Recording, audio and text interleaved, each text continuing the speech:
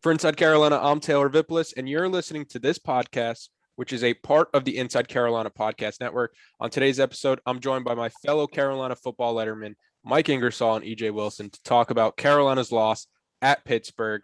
Before we get started, though, I just wanted to say thank you for being here. Be sure you subscribe to Inside Carolina wherever you get your podcasts and on YouTube so you never miss out on any of the content the team at IC puts out. The support doesn't go unnoticed on this end. Speaking of support, we want to support the people that support us. So that's why I've got to mention our friends over at Johnny T-Shirt. When it comes to Carolina apparel, they have everything that you could possibly want. They have the T-shirts, the jerseys, the hats, you name it. They probably have it. It's basketball season. So if you're going to be in Chapel Hill now, stop on over at Johnny T-Shirt on Franklin Street. It's great people, great customer service since it's locally owned and operated by alumni. If you can't get to Chapel Hill, you can visit them online at johnnytshirt.com. And don't forget, Inside Carolina premium subscribers get 10% off their orders. All right, as always, it's Mike Ingersoll and EJ Wilson. Guys, we talked about a win last week, so you know it's only right this week we're talking about a loss. Carolina loses in overtime to Pittsburgh, 30-23. EJ, let's get started with you. What were your biggest takeaways?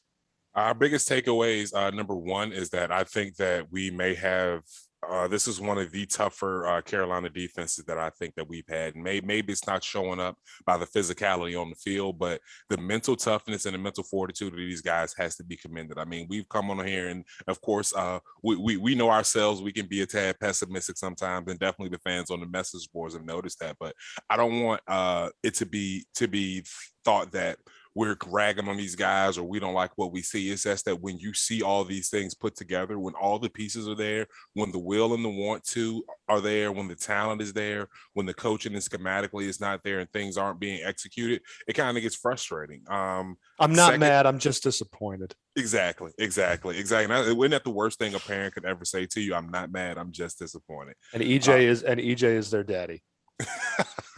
Well, I think we'll leave that there. Mike is going from Greek mythology to romance novels over here. So second takeaway is that I think we're becoming one of those schools that if you hold us under 50, you have a good chance to beat us.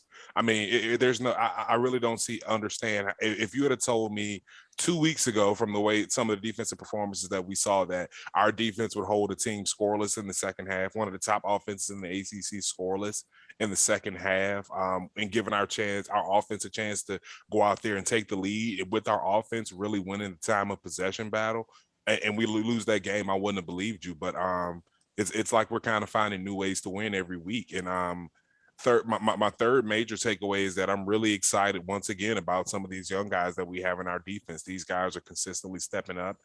We actually saw some guys winning on pass rushes. We saw guys working moves, working hands. So I was really good to see that. But I'm not as down on this defense as I once was. This, I think, is our best. May not have been a win, but I think is our best performance against some top tier competition. So overall, not too disappointed in what I saw. Definitely would have liked to leave out of there with a win, but maybe we got to start scoring some points now and be the offense. If there was ever an overreaction, that was it. That was just a joke, people. Mike, what about you? What were your biggest takeaways from Thursday's game? Penalties killed us on both sides of the ball. Yeah, penalties were defense's problem in the first half. They were offense's problem in the second half, particularly in the red zone and the tight red. I mean, we're talking on the 2-yard line. Back-to-back possessions. One of them was to win the game. Luckily, we managed to scrape out one of them. We had an offsides penalty. It backed us up to the 7. We managed to score the touchdown. Sam was able to sneak the ball over the plane of the goal line, by the hair of a lace on that football. He was able to get that touchdown in. The next possession, we weren't so lucky. Had to settle for a field goal. Same thing. We're on a 2-yard line. Penalty.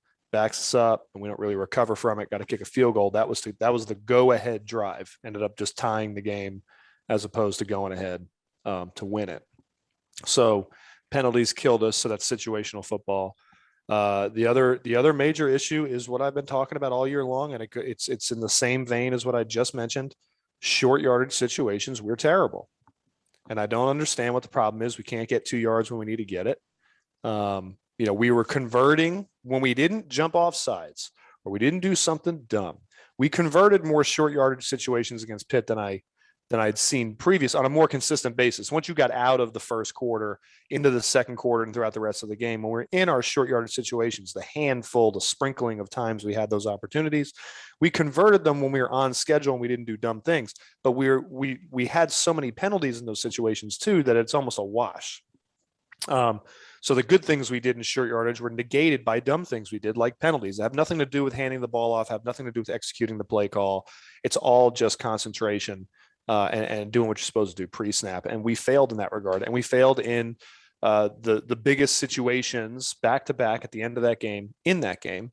Luckily, we came away with a touchdown, like I said, in one of those situations, and the other we didn't. And we should have, and it should have been a win, and we should have never had to play for overtime to begin with.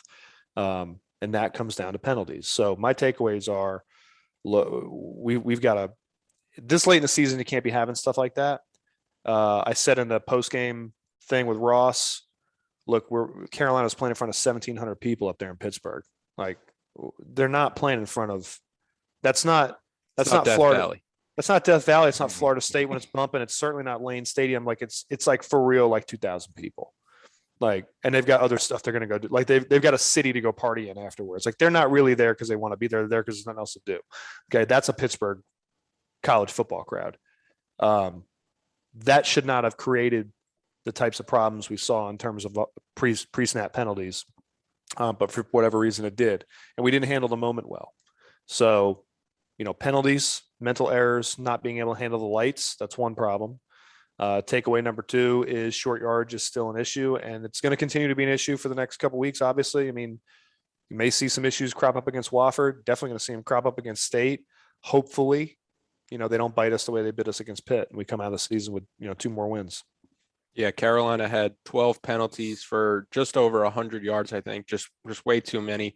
And that kind of ties into my biggest takeaway from this game, where it's like you see the effort and you see the fight from this team, and now it's on the coaches to try to figure out how they can get this team to play 4 quarters of disciplined football, where it doesn't seem like they start a game sleepwalking. We've seen it at times last year against Virginia Tech. This year against Pittsburgh, where the team just comes out so flat, and Virginia Tech, Georgia Tech, Pittsburgh. Yeah, exactly. Even the Wake Forest game to a certain extent last year and this year, where the team finds itself in, they're down 17 before we even know what's happening. And it's putting a lot of pressure on your offense to try to catch up. It's putting a lot of pressure on your defense that has already been kind of shaky. And I thought my other biggest takeaway is that the defensive effort we saw on Thursday, that was an effort to be really proud of from a group where we've talked about it before, where it felt like you couldn't trust them to get any stops. They're holding the number 1 scoring offense in the country. Kenny Pickett and the Panthers were averaging like 45 points per game. For them to shut out Pittsburgh in the third and the fourth quarter, like EJ was saying, I don't think anybody saw that coming. And if you saw that coming, you probably bet on it, and you're doing a lot better than any of us right here, probably retiring on those winnings. But those are my biggest takeaways, where this is on the coaches to try to figure out how to get this team ready to play under the lights, where I think they're now either 1-7 or 1-8 in night road games, where it's the team, you almost don't recognize them from their home selves and their away selves to start the games, or offensively or defensively. And it always feels like it has to be one or the other, where the defense played really well for the majority of that game, but it was the offense that was kind of struggling early, and the offense was putting the defense in a lot of bad positions early, but they started to figure it out. But by that time it was a little too late, and they even had a chance to win the game, I guess, at the end. But EJ, the story of the game for everybody is the defense. When you shut out Kenny Pickett and Pitt in the second half, everybody's kind of talking about it and trying to figure out, this kind of goes back to the point, like, how close is the defense when they can have performances like this? They must be pretty close. What do you think changed after that first quarter that allowed the defense to make it look like they knew what they were doing and they were going out there and executing? I think we saw a lot of what we were sawing when our defense is getting after people, and it's stunts up front, it's pass rush games, and like Mike is always saying, that's one of the things that our offensive line was struggling with at the beginning of the year and have picked up. I mean, that's something that's tough for most college offensive linemen. I mean, unless you go with it early, we struggled with it in the first half against Pitt too again. But go ahead. Yeah. Well, just another thing from the past coming back to sweeten the deal. But it's a tough situation, and that's the reason why those happen. I mean, a lot of people look at pass rush games as an attempt to rush the passer, but no, those games are just as effective in the run game, disturbing gaps. For offensive linemen, a lot of their assignment is not necessarily an area, but a guy. I mean, and if you're switching these guys, that can be confusing for a guy for offensive lineman who's younger or hasn't really had a lot of reps doing that. So I think that really changed things for us. And with some of it allows us to kind of play to our strength on defense up front, which is the athleticism of some of our big guys up there. And I mean, even down to Ray Vohasek, all of our guys can move around. And I think that caused a lot of things that they weren't really used to seeing on film. And I don't think really Pitt has saw a lot of this season. And we really had a chance to confuse them. I mean, yeah, we gave up a lot of yardage, but we were able to stop them. We did a lot of bending and not breaking. And honestly, that's really what I like to see from a defense. I mean, you can't ask guys to go out there and be an Alabama defense and just shut guys out, hold them to 100 total yards for a game. I mean, in today's college football landscape, especially playing against the number one offense, one of the top offenses in the country, you're going to give up some yardage. You're going to give up some plays. They're going to have some success. They're on scholarship just like our guys are, but to hold them out of the end zone for the second half after it looked like it was going to be another onslaught was just amazing to me. And let's not get it confused. I think our defense played well the whole game. It wasn't just the second half. We were put in some very tough situations in the beginning of the game. Offense didn't help you in the first half. Oh, when you're punting from the 1 yard line, it's never going to go good for the team. Things have gone awry if you're punting from the 1 yard line, especially after your first drive. I mean, that was one of those things where I kind of just scratched my head and said, well, looks like this is going to be another game and another exercise in futility, and we're going to show how bad we can be. But I mean, I think the defense really held on long enough, and definitely did, I think, more than enough to win that game. I think the only thing that defense really could have done more of maybe is score points. I mean, we got a turnover. We evened up the turnover margin.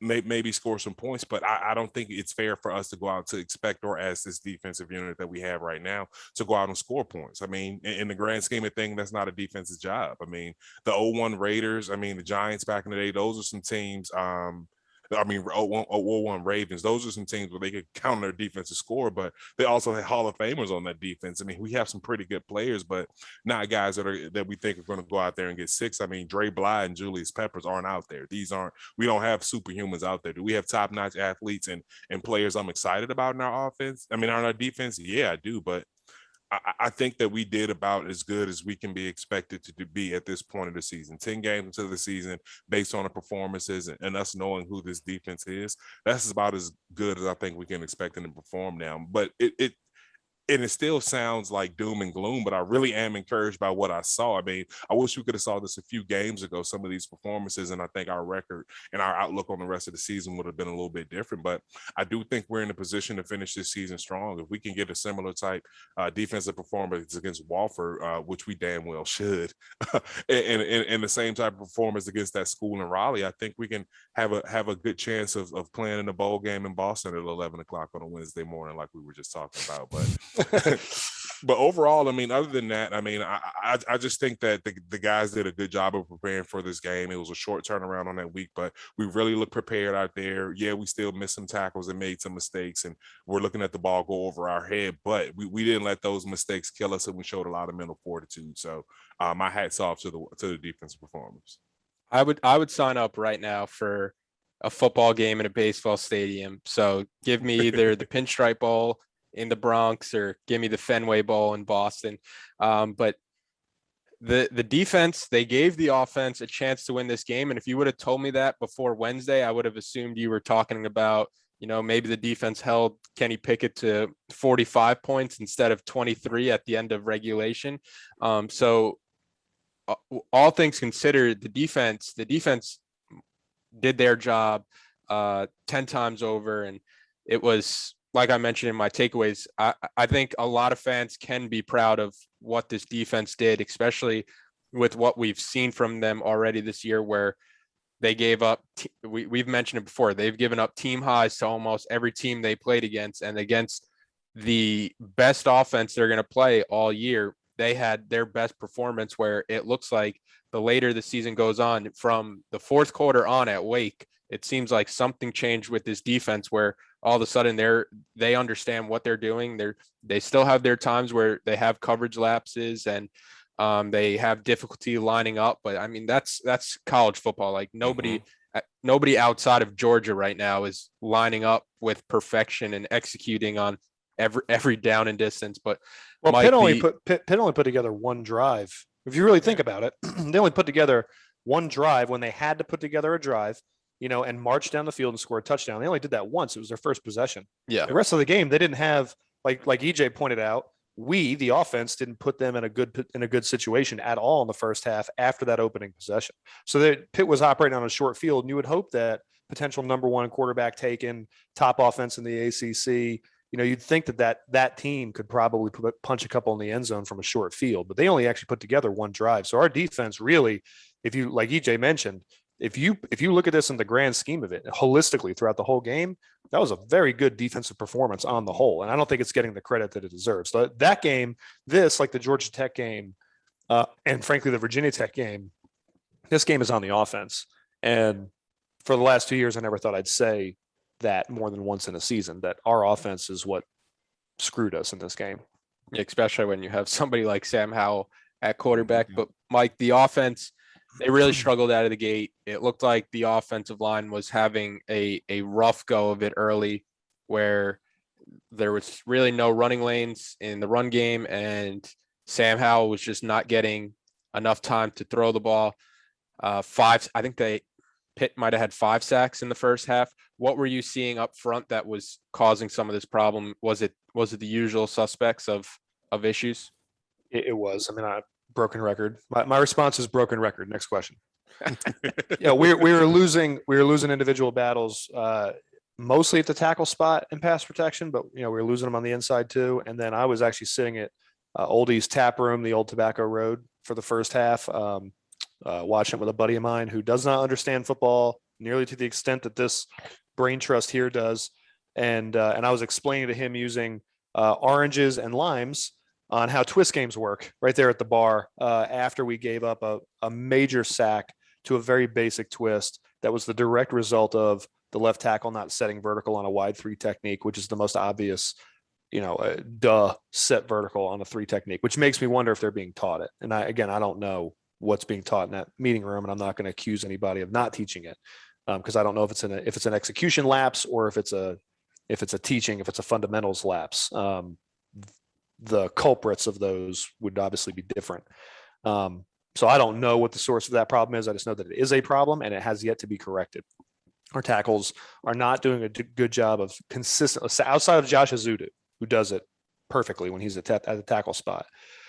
Our tackles don't do a good job of setting vertically on 3 techniques in obvious twist situations. Our guards in obvious twist situations don't do a good job of covering up those 3 techniques. And our tackles and guards together do a very bad job of passing those twists off. Our guards don't bump our tackles well. Our tackles aren't typically vertically setting enough in order to be bumped. So they have some blame in this too. There's a major technique lapse, and what you're seeing is it's getting Sam hit a lot, and it's bumping us out of field goal range, and it's making us have to punt from the 1 yard line. And I'll say the near safety was not the result of a twist. That was just a green dog from the linebacker. It was a perfectly drawn up green dog. So that wasn't a twist situation, but we had later on in the first half, I think 2 separate times Sam was sacked for a major loss because of a blown twist. These are things that we cannot have happen in the future. We're at the end of the season now, so I'm not even talking about for the rest of the year. Can't have it happen in the future. It must get corrected. The new offensive line that's going to be rolling in next season, there should be an absolute focus in the offseason on how to fix twist games, improve your comfort level and your cohesiveness with one another so that we don't see this problem next year with whoever the quarterback is next year. But what I do know is that the first half looked terrible. The second half, from an individual matchup standpoint, from a twist standpoint, looks substantially different. They cleaned it up. The pocket was clean for the most part. Sam had time to throw for the most part. And you saw the benefits of that. The offense started clicking. We started putting some drives together. We sputtered in certain moments, but we were able to throw together big plays. This is a big play offense. I mean, we moved the ball in chunks, and we were able to get those chunks. Antoine Green, 2 touchdowns, wide open for a touchdown. He okey-doked the dude off the line. Pittsburgh has the worst field in the NFL. Thanks to the Panthers getting turf, they now have the official worst field in the NFL. So he okey-doked that dude off the line. The dude had bad footing. He fell. Antoine Green's wide open, touchdown. Next touchdown he has, gets his helmet blown off, maintains the catch. Concentration, that's a kid, Taylor, I know you're probably going to talk about. His concentration has just, it's night and day from what it used to be. He's a totally different player.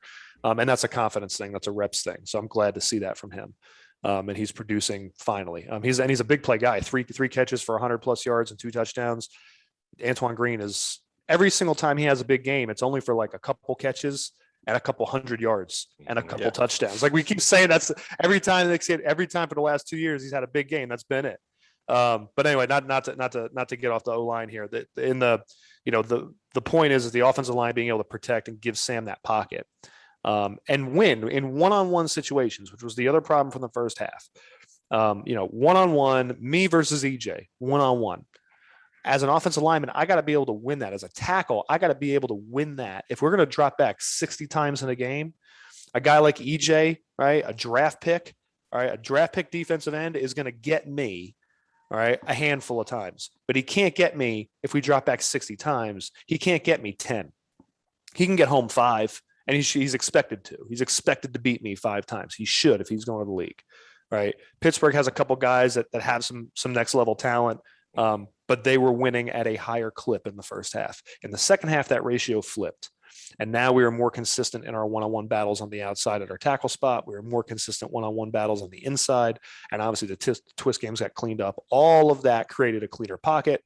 It gave Sam allowed Sam to be more comfortable to step into throws, to make big plays. And then we saw the chunk plays getting us down towards the red zone. We were able to score some points, field goals, touchdowns. And then, like I talked about when we opened this podcast, the mental errors were ultimately what killed us on the offensive side of the ball in the second half. But the offensive production, though not lights out fireworks like it's been before, the offensive production was there enough to win this football game. When we absolutely had to have it, we made dumb mental errors. You mentioned the offensive line for next year, and theoretically it is an offensive line where everybody could come back. I guess you have somebody like Josh Azudu who could test his pro potential as a junior. You have some grad students who could decide they want to move on, and they've kind of had enough with football or the Carolina football experience. But you also have incoming Zach Rice, who's 5-star, the number 9 player in the country, the number 1 offensive tackle. I just wanted to get your opinion as an offensive lineman. You got a guy, Diego Pound, sitting on the bench too right now. Assume he'll make a leap in development at some point. As an offensive lineman, when you're not looking at like Zach Rice specifically, because I don't think any of us have really watched him super closely, but as an offensive lineman in general, how tough would you say it is to play day one once you get on campus and step into an offensive line? Zach Rice isn't going to be able to play college football. I mean, he could have gone to Alabama. He could have come here. It doesn't matter where he's going to go. He's not going to be ready to play college football. Now, whether he's out there is a different story. There are things that transpire over the course of a training camp and an off season, and promises made in recruiting that sometimes get guys thrown onto the field quicker than they should be. I don't know if any of that's taken place here. What I can tell you is that from a development standpoint, I have seen almost no offensive lineman ever be fully ready to play college football day one. You need time to develop. John Cooper was a great football player for Carolina. He's a great person. He was a great football player. And he was a great teammate. And I loved playing alongside John Cooper. You could count on him. He was reliable. And he was a heck of an athlete. And it showed. I mean, where he was drafted was number 7 overall. I mean, he was a player. His number is up in the Ring of Honor in the stadium, consensus All-American. Cooper could play. When he came from Hoggard High School, he wasn't ready to play. There's a reason he redshirted. Mm-hmm. Okay.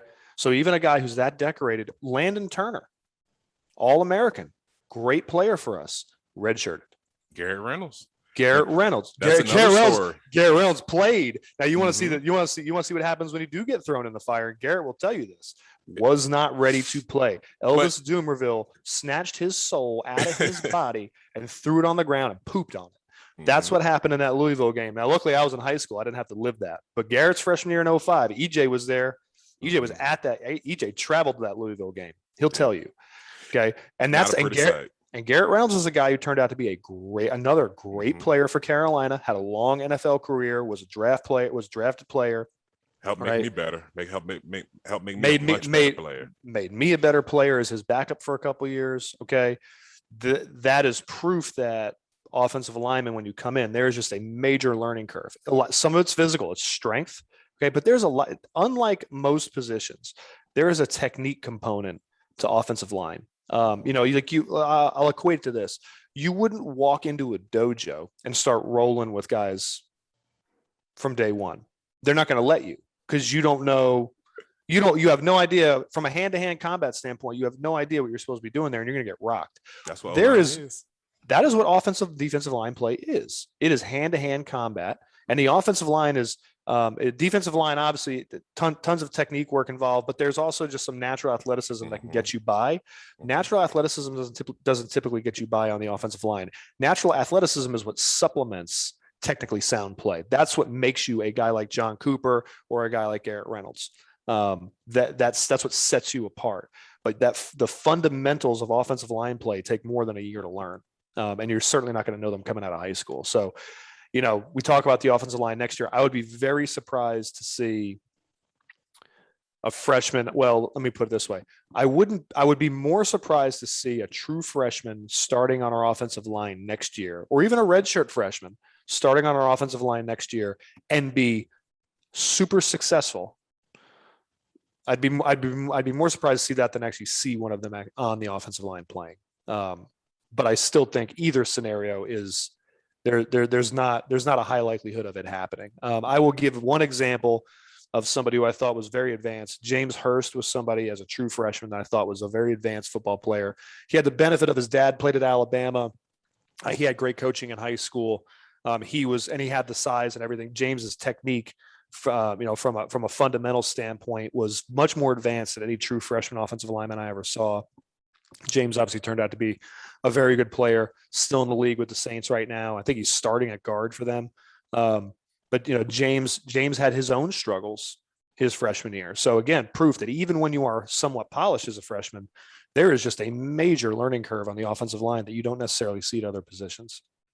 Yeah, and the two examples that kind of made me think of, two were both Heck brothers, whose dad's a offensive line coach, where they come in with great fundamentals, but they both redshirted. Charlie was a little different because he was a converted tight end, so there was always going to be work physically that he had to do. But it's an interesting perspective from you, where I think you're right that offensive line is going to be the hardest one to transition from high school to the college level. But EJ, when you're looking at the defense, who, in your opinion, played well on the defensive side of the ball that led to UNC playing the way they did? Because I don't think we've mentioned anybody specifically yet.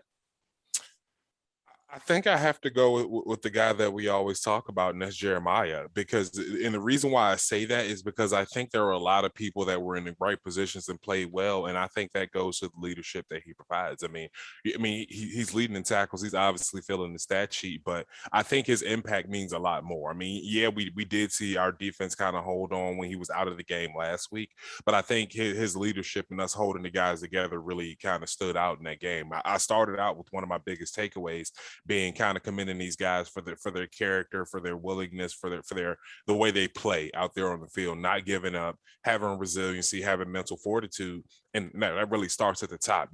A chain is only as strong as its weakest link, but the leader in the biggest link and the big dog, and that has to be a big dog and be able to run and be able to step up in these type of situations. And I mean, you can see everything. I didn't see a moment or a drive where we got rattled. I mean, even when we had that short drive, we were backed up, our backs against the wall, we still came out and fought that whole drive. We didn't just roll over and give them that touchdown because they were close. They had to fight, scratch and claw for that. So I really want to commend him. And I mean, I think that it was really a cast of the usual suspects. I mean, a lot of guys had up and down games, but I mean, the impact of Storm Duck being back in that defensive lineup, I mean, it's really, really showing. I mean, his leadership has been something that we've obviously been missing this whole year. And yeah, like as I mentioned earlier, we did see some passes go over our head and give up some big plays, but well, he was also a penalty factory, but exactly. some of that is just rust. Oh, the most of that is rust, and but some of this, you could take that from a guy like that. Some of this I was explaining to the room I was sitting in to some folks that were asking is also, Dre Bly teaches these guys NFL stuff. Yeah. And there's old veteran NFL stuff that Dre knew when he played, that even just being out of the league for a few years now, like, for a decade or however long it's been now that Dre's been out. But, there has been a monumental shift in offensive and defensive football and what offenses are allowed to get away with and what defenses aren't allowed to get away with, because there's clearly been an emphasis put on offensive football to make it a better fan experience, to make it more exciting. We hear about that all the time, people complaining about changes to defensive rules and things like that make it just so much more offensive friendly. Dre has clearly taught these guys old veteran NFL tricks that in college are just going to get caught because you don't see it. You don't see little jersey tugs, and you don't see little hand swiping and stuff like that. You just don't see that from college players. It's two guys running with each other. One of them catches the ball and the other one doesn't. I mean, that's how college coverage has been for years and years and years. So, Dre has taught these guys little veteran tricks that are just being noticed by refs because they're, as best I can tell, some of them are a little abnormal. They're not abnormal in that they're wrong. They're just abnormal in that you don't see every player, every defensive backfield doing it. So that, they get caught. There's a little spotlight on them. And that's what I think we're seeing happen. I didn't see Storm Duck for some of those penalties do anything that was egregious. I saw it was savvy, which tells me it was taught by a savvy coach, and he picked up on it. And then just the refs were just looking for it. And once you get hit with a defensive holding once, or once you get hit with pass interference once for doing something like that, eyes are then going to be on you, and it's going to be a recurring issue. And Storm was a penalty factory for that. Yeah, you're a target the rest of the game once one ref catches you holding the first time. But Jeremiah Gemmel, he led the team in tackles, 10 tackles. He had a sack, a tackle for a loss. The big interception at the end of the game where it was a result of Gio Biggers being in the right spot, and Gio Biggers runs the tip drill to perfection to allow Jeremiah Gemmel to come up with a good play. Both of those guys graded out fairly well on Pro Football Focus. Jeremiah Gemmel actually led the team in a tackling grade with 83.8. He had 9 tackles, no missed tackles. It was just a pretty solid defensive performance all around when you're looking at the advanced numbers. And another player that graded out in his limited snaps now, it was both a case where I think he was hurt at times, and also schematically they were taking the nickel out, but Jaquarius Conley, he graded out at a 74.7. And the one play that I think of when you think of Jaquarius Conley from that game, it's the 3rd and 11 where the running back sneaks out of the backfield to go out for a route, and Conley absolutely plants him into the ground, where that running back might still be in Heinz Field right now in the ground trying to get dug out of the field. But EJ, I also want to shout out Cedric Gray as well too. I mean, that kid has really, really come along from a guy who really wasn't in the lineup at the beginning of the year to coming in. I think who stepped in for Asante, who I don't think was kind of ready for that position. But I mean, he's consistently at the top of the stat sheet, not only with tackles but with his with pass defenses as well as quarterback sacks and quarterback hurries. So really excited about him kind of carrying over that great linebacker legacy we've had in our defense over the last few years. When you have players like Gray and like Conley roaming around the middle of the field, and knowing that, if you're a receiver, you could get absolutely, decapitated across the middle of the field if you're not careful. What does that kind of do for a defense, EJ? Oh, it's everything that you want to have. I mean, once we got that on our defense when we were playing, it really changed the game. When you have Bruce Carter, Quan Sturdivant, and then you have Deontay Williams coming over the top, and Denoris Cersei, who, by the way, gave me a concussion. So he doesn't.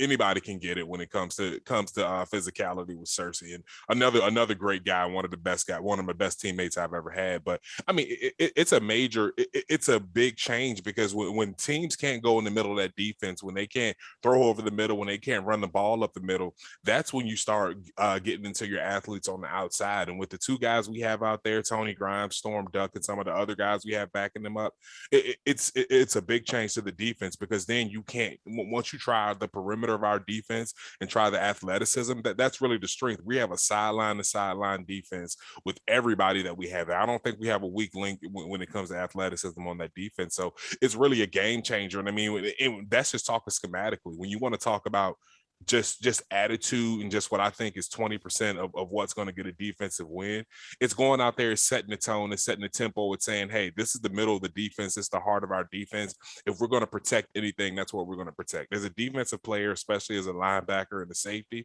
you don't want to let anything get directly in front of you. You don't want to let anything get behind you. The only chance of probability is sideline to sideline, attacking the edges of the defense if things are being done right in the middle. And I have nothing but confidence in that part of our defense. So I think as that starts to evolve, as guys like Giovanni Biggers and some of those other guys who've really been coming along this season start to advance, and especially with the play of Cedric Gray and getting Power Echols in the lineup. And I know we're talking a lot about future, but it's 2 games left. I mean, guys, let's talk about the future of this program. With those guys coming in and with Jaquarius being back there as well, I really think we're going to see a much improved defense. I know this is something that we've said every year, but I really do think that from what we've seen over the last few games, this defense is starting to turn the corner. And you're right, it does start with some of the play that we're getting right in the heart in the middle of that defense. EJ, Taylor brought up a question earlier, to shift gears a little bit, but maybe not too much. He brought up a point earlier that we just look like a totally different team night games on the road. Mm-hmm. And you and I had that problem. Our program, our version of this program had that problem too, where we hadn't won a game outside the state of North Carolina. And I don't want to say it was 10 years, but it was a long time until that Rutgers win on Thursday night up in Piscataway. That was the first game outside the state of North Carolina, road game, that we had won in God knows how long. That we finally got that monkey off of our back. What, in your opinion, from a player's psychology standpoint, because I've thought about this and I've never come up with a good answer. From a player's psychology standpoint, what is it about road games versus home games that makes things so much different? I mean, for me, there's the obvious, well, you're comfortable on your home, on your home field, and you're comfortable, you don't have to travel and things like that. But like, we didn't practice on the game field very frequently. It wasn't like we were in Kenan Stadium a lot. The traveling, we're sleeping in a hotel versus sleeping in a dorm or an apartment, like we're not at home with our parents back wherever, whatever city we're from. You know what I'm saying? It might like be it's an not, upgrade hotel life. Hotel is actually many times is an upgrade. Mm-hmm. You got better food, you got things like that. But it's not that the travel never took a lot out of me. I didn't feel like road performances were any different than home performances from that standpoint. And then, like I said, from a familiarity standpoint with the field, that really wasn't an issue either. Because we'd played on turf, we'd played on grass, and really that's the only difference is the surface. So in your mind, what is the psychology behind road struggles? And like for us, like night road struggles, compared against like what we experienced when we played, which was we hadn't won a game outside the state of North Carolina in what felt like forever. Well, for me, it's something where I really tried to stop differentiating my travel schedule and my habits on the road versus my habits at home. So I tried to versus on home games. So not many people know that we actually stayed in the hotel when we had home games as well. So I would try to set my days up exactly the same. So if we had a 12 o'clock game at home versus a 12 o'clock game on the road, I tried to set up the same thing. I didn't allow myself those creature comforts for those home games. I would set my bags up the same way. I would leave my home, approaching for a home game, approaching it just like I'm going on the road, and I won't be back for the next couple of days. And if I leave something that's there, it's just kind of going through those mental gymnastics to put yourself in a place to say, okay, no matter what stadium we're playing in, that this is where I need to be at a certain point in time coming into game day. This is where I need to be reading. This is the point where I know I need to be looking at my plays. This is the point where I know I need to put that away and focus on and start going through the mental gymnastics. If I'm in this situation, I'm going to do this. Start thinking about my pass rush move. Start thinking about my pad level. Start thinking about all those other things. And and Mike will tell you, like, he and I had the pleasure of going against each other pregame a lot, and we'll tell you we had a routine we did every week. We did one play hard, we did the second one half speed, and the third play we basically just stood up and touched shoulder pads. I mean, and we did that every week, not because we were trying to give each other a break, but that was the routine of that. We kind of knew. We said, okay, we can come out here, we can get this adrenaline out, and now we can start focusing on our steps. We can focus on our steps and fitting up on this next one, because I mean, we're starters. I mean, we're not trying to win a rep in pregame or anything like that. We're trying to get our steps right. I mean, we're not going to make a tackle here. So I think doing all of those things is really setting yourself up for success. And that's something that you had to learn. That's something I didn't really start learning until, I'll say, that the end of my junior season, and that I carried over to my senior season, even to the point that where I had the same routine from Thursday through Saturday, to the end of the game. So I really think it's just muscle memory, is getting in that repetitive state. It's just doing the same things over and over again. I mean, even Mike will tell you, like, some of those veteran guys in the NFL, some of their game day routines are crazy, but it's just something that they may have done when they had a really good game, and it's something that they can mimic at home and on the road. So I think that's really the big thing is, like you said, we're not practicing in our stadium on our game field. We're practicing on practice field, and every stadium's going to have its own unique challenge. So I don't think it's anything as minute as that. I really think it's just the mental state that we are going into that game. It can be a little bit different on the road versus out. Yeah, for me, I mean, it looks like, honestly, it boils down to a lot of coincidence. You know, everyone wants to look for a common thread, which is what my question was. If you'd ever seen a common thread between, you know, struggles on the road, or even more specifically, more granularly, night games on the road versus, you know, your success at home. And we are a totally different team at home, it feels like, than it is night games on the road this season. Oh, yeah. And then we, like I mentioned, we had our own struggles in our own program, but for me, I honestly think, because all those things are true, and it was hammered into our brains that, like, we do that, like, keep your routine the same. We stayed in a hotel. We stayed in the same hotel. It was always a Marriott. You know, we always had the same food. You know, we took the same bus lines. You know, we flew on the same plane. Everything was the same all the time.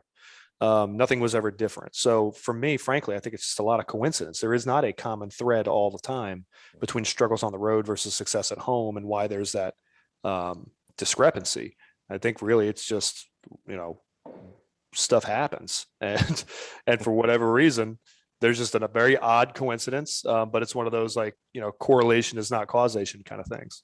Yeah, road night games too. I think it's easier for more fans of the other team to kind of get behind their team and support their team, and it's something that you kind of have to get used to going into another stadium. And you know, you have fans that aren't cheering for you and they're not rooting for you, and the other side of that is the other team kind of feeds off those fans, and it's something that you kind of have to adjust to as a college football player. One story I could think of quickly was from the 2015 team, where we were beating up everybody so badly, and we didn't struggle on the road. We didn't struggle at home, but we went to NC State to close the year. And at that time, I think we were 10-1, and we're in the tunnel at Carter Finley. This is why I still really don't go back to Carter Finley if I really don't have to. We're in the tunnel at Carter Finley, and like a water bottle comes flying down, and like a water bottle hit somebody on the team, and like it's going everywhere. And we like looked down at the bottle, and it was clearly pee in the bottle. So like people are just like throwing stuff at us. And we went back in the locker room, and like the talk on the team was like, we are going to ruin every fan's day here and play like we're pissed off and just embarrass this team. And by the end of the first quarter, I know the final score was a lot closer than what the game said, but like after the first quarter, it was 35-7. And like you could tell NC State knew they had no business being in that game. And it was just a case of we went into that game knowing that there was going to be, I don't know how many people Carter Finley fits, but we knew everybody in that stadium was going to be rooting against us, except for the small section of our parents and our friends and family that came to the game. But I think playing on the road and is just kind of getting used to being the team that nobody wants to see win. And the other story that I had that I wanted to mention quick, when we were talking about the Jaquarius Conley being able to absolutely level somebody across the middle of the field. When you have somebody like that who puts fear in receivers, like, you need as many of those as possible. I remember, I think it was my first year on the team in 2013. We had Kareem Martin, who was in that like hybrid, like linebacker DN type role. And Kareem turned out to be a player, man. I'm Yeah. gonna go. I mean, Kareem would be mad at me for saying this, but when he was a true freshman, I didn't see that progression happening. He turned out, but again, there's proof. True freshmen, you never know what they're going to be because there's a learning curve on. Finest, man. Yeah, but on the offensive and defensive line, there's a huge learning curve. Kareem Martin, another good example. And I think in one practice, I think I had like a slant route, and I'm going across the slant. I'm kind of confident that I'm open. And at the last second, I see Kareem from the defensive end spot drop back into coverage. And like, I just got alligator arms. Like my arms are like crawling back into my body. And he just hits me and rolls over the top of me. And I remember like just getting up, like the defense was fired up. And I just remember getting up like, do I really love football? Because I don't think I do. When you have guys football like that in the middle of your defense. Do you love football? John Bunning, do you love football? When you have guys on defense that make the offensive players question how much they love football, I think that's what you see with Jaquarius Conley from this game and the last year's game against Miami. I remember he had a couple of big hits in the backfield. But Mike, from the Pittsburgh game, Mac Brown in his post-game press conference, he said that he wishes that he went for it on the 4th and 2 instead of kicking the field goal and playing for overtime. What was your take kind of in the moment, and with not playing the result, but what were you thinking at the time? I mean, so we went for a 4th down, 4th quarter, I think it was 4th and short. We were in the green zone. So we were like 30-yard line-ish, 35-yard line, I think. 4th and short. And we run it was either a wheel or it was just a go. I can't remember what it was, a 9 route, I think, to Justin Olson. We take a shot into the end zone. We needed like a yard. It wasn't even a full 2 yards. It was like a yard and a half. Mm-hmm. We took a shot at Justin Olson. God bless Justin Olson, but like Josh Downs, Antoine Green already had 2 touchdowns at that point, 100 yards receiving. Why was that the primary read? Like, why was that the call? So do I think we should have gone for it on 4th down there and chased points? Not if that was the way we were going to approach 4th downs. I'm serious. I mean, and no disrespect to Justin Olson. Like, he's coming along. He's getting better. But we have established guys who have produced in the past. Josh Downs, we know are reliable. Josh Downs, and guys who had produced literally that game. Antoine Green, and you've got guys like Kamari Morales, who for the most part is a reliable receiver. Mm-hmm. You got this Nesbitt kid. I didn't even see him touch the field on Thursday at the tight end spot. And we've got some players who can play. And obviously, and then you've got Ty Chandler, who we are still not using in the passing game, despite thinking 4 weeks ago we were going to start using them. So we have a lot of options, and our choice in that situation, in a gotta have it situation, was to take a shot from 30 plus yards out at a touchdown to an unproven player who, again, I think is getting better when you have other options at your disposal. No, man. Like, we're going to get cute on 4th down there. We have no. My personal opinion is just go ahead and take those points there. I'm also not a fan of chasing points. So, we chased points earlier, and this is the analytics thing. We chased points earlier in the game. 2-point conversion. On the 2-point conversion, and had we not done that and just kicked the extra point, we would have had a 1-point lead at the end of that game. Mhm. And then we're taking a knee. We're not looking to score touchdowns. We have a 1-point lead. Everything else considered, we have a 1-point lead at the end of that game. And then we just got to stop. We got to stop Kenny Pickett and them on that last drive, and we're done. So I'm not a fan of chasing points. I never have been. I'm not an analytics guy. I think Moneyball was an entertaining movie, and it's a terrible idea in practice. But kudos to Brad Pitt. He managed to change the entire sports industry across all sports. Yeah, if you had more confidence in your short yardage scenarios, I think you definitely go for it. But kicking the field goal there, you had been outplaying Pittsburgh for the better part of 3 quarters. So it's like, which is what makes me think maybe we should have gone for it. But at the same time, it's like then we went for it, and what I was presented with when we were going to take that risk. The risk that I was presented with, the response to that risk was taking a shot from the green zone to an unproven receiver when all we needed was a 1.5 yards. Like, I'm sorry, guys. Like, we needed 4.5 feet, and instead we throw the ball 35 yards in the end zone. Like, I can't get behind that. Yeah, I think you're seeing an offense that this late into the season is still trying to figure out its red zone situations and its short yardage situations when you're playing without somebody like Javonte Williams. Like, if 4th and 2, when you have Javonte Williams in the backfield, it's an easy decision. You hand the ball off to him and let him fight for 2 yards.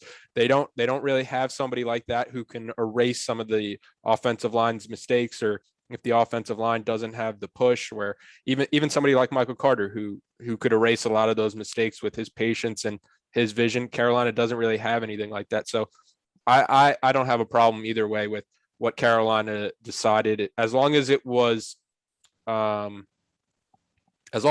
decisive and there wasn't really any hesitation to what they were going with. I wouldn't have had a problem either way. Always a great time to break out the Philly special. I feel like the Philly special is so overplayed at this point, but anytime I see the Philly special when the quarterback starts leaking out, I'm like, oh, let's go. Here's the thing. I agree with you, but part of my issue with like our short yardage situations, our handling of short yardage situations, is we do every single thing out of the shotgun. So like a Philly special is just a staple play when you're only going to be out of the shotgun under all circumstances. And I don't know that we're incapable of doing it out of the shotgun. I know that it's possible because I've done it in multiple different offenses, and I've seen it done in many, many, many different offenses. But moving the pocket, like changing the launch point, like why are we not? Sam doesn't roll out. I don't think we have a design boot in this offense, and if we do, I haven't ever seen us run it. So we don't. There's no boot when you've got. And if Sam's getting killed in the pocket, we're not moving the pocket for him. Okay, we're not going under center ever, and yet when we go under, the 2 times we've gone under center this season, we've been successful. We never go under center. We're starting at. So again, let's use the example of down there on the goal line. All right, we're 4th and 2. All right, or whatever. Whatever. Down and 2, down and 1. Short yardage. We're snapping the ball 4.5 to 5 yards deep in the shotgun, handing it off at 6 to get 1. So you have to get 7 yards to get 1 yard under that circumstance. Why would you ever do that? This is not, and I'm not going to question Phil Longo. He gets paid more money to coach than I'll ever get paid because I refuse to be a coach. But what I do see from a player's standpoint is, why, if I need to get 1 yard, are you asking me to get 6? It just doesn't make any sense to me. If we've got a quarterback getting absolutely destroyed in the pocket because his offensive line can't keep anybody off the ground for some reason, why are we not moving the pocket? Help the offensive line, help the quarterback, help the offense in short yardage situations by shortening that mesh point, by shortening that play.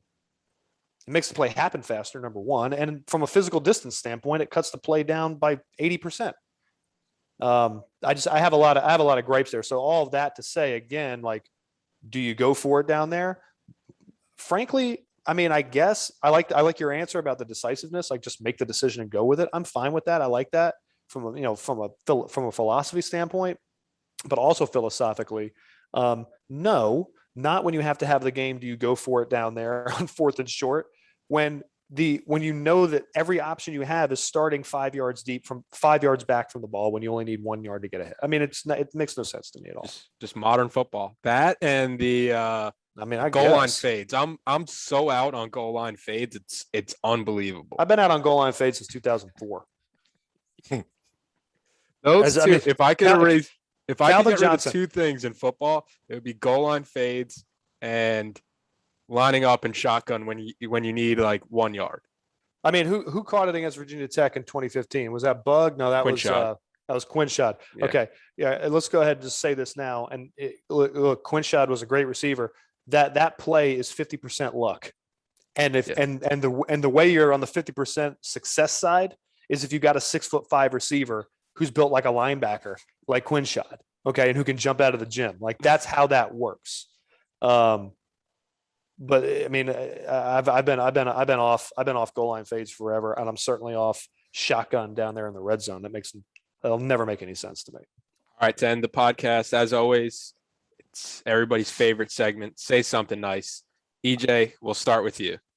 Well, this was easy for me this week, so I just have to really choose the one that I've come. So I'll say over the last 2 weeks, our defense has shown.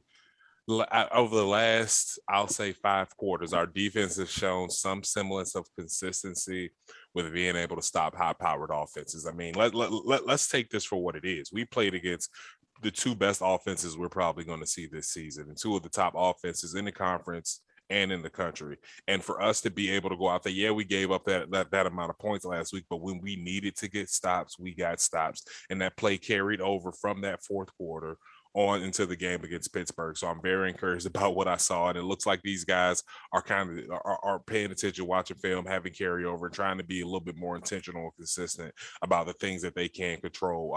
And that's what it's about on defense, is controlling what you can control, keeping your eyes on your luggage. And I think we're doing a much better job of that. So I say something nice is that our defense has been relatively consistent over the last 5 quarters. Yeah, Pittsburgh is the number 3 scoring offense after this week. They're down from their number 1 spot because of Carolina holding them. And Wake Forest is up to number 2 as a scoring offense now.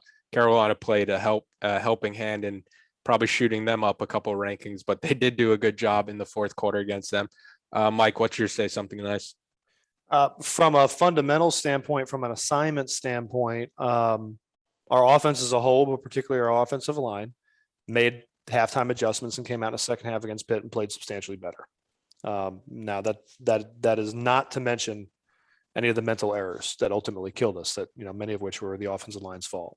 But from an assignment standpoint, they made those adjustments. They came out, they look like a totally different line from a technique standpoint and from a production standpoint in the second half against Pitt.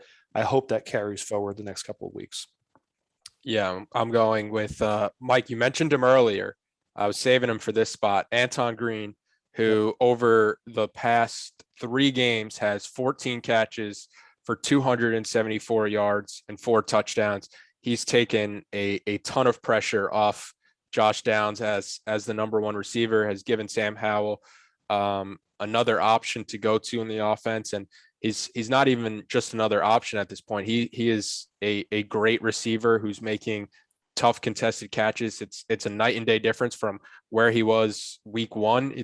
He's a player who he's going to keep getting better each and every week.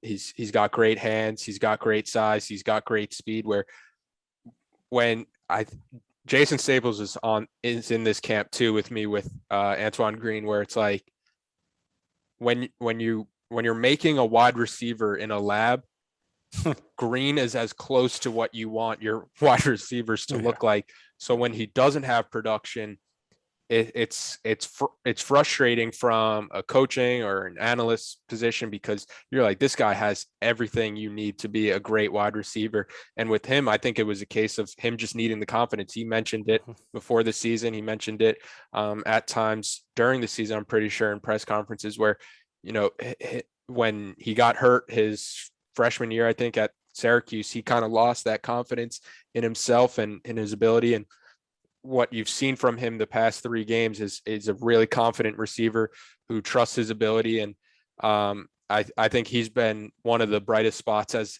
this year has kind of closed out. And I think it's going to be interesting for him with a choice to make, where does he come back next year? Because with last year being a free year for everybody, he theoretically could come back. And when you're breaking in a new quarterback, you want as many experienced wide receivers as possible. I know a lot of Carolina fans are holding out hope that the other Green, who that they're recruiting, the receiver, I think a 4-star receiver, comes to Carolina to maybe play day one with a new quarterback. You don't want a new quarterback and new receivers. You want, if you have a new quarterback, you want experienced receivers. If you have new receivers, kind of like you had this year, you want an experienced quarterback. So it's nice to have that balance. And I think if you're going into next year with Anton Green and with Josh Downs as your 1-2 punch, that helps out a new quarterback that's getting broken into. And I don't know how Carolina would account for that numbers wise and attrition if somebody like Anton Green decides to come back and kind of needing to open up a spot somewhere. But I think if you're the staff at this point, if Green wants to come back, you take him back based off the production that you've kind of seen. But that concludes the podcast for this week.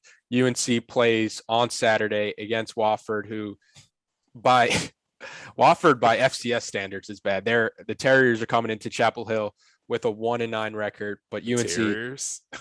The Terriers, yeah, That's cute. That back in Kenan Stadium with the Tar Heels playing to clinch their postseason berth. We'll be back to talk about it. As always, guys, always a pleasure. See you, man.